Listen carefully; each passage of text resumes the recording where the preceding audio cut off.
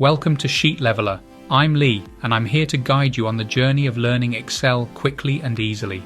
We have created digestible video tutorials to make the process more enjoyable. The previous tutorial focused on how to remove blank rows in Excel with a general approach. However, this method is only viable if all the rows you want to delete are completely empty. If any of them contain data, you might end up losing it. For example, let's look at the table from the previous tutorial. The fifth row, cell D5, contained the number 555. We don't want to lose this information, so let's try a different approach. Using the filter option, we can go through the columns one by one and filter out only the blank cells.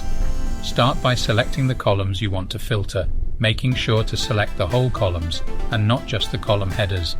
Then go to the Data tab and click on Sort and Filter, followed by Filter.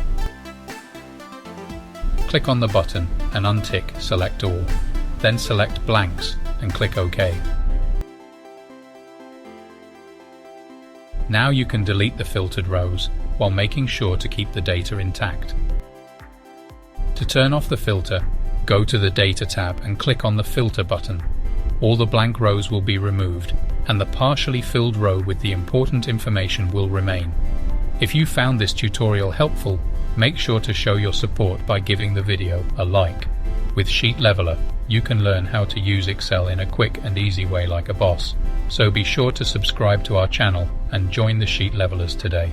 We look forward to welcoming you to our online community. Thanks for watching, and we'll see you in the next video.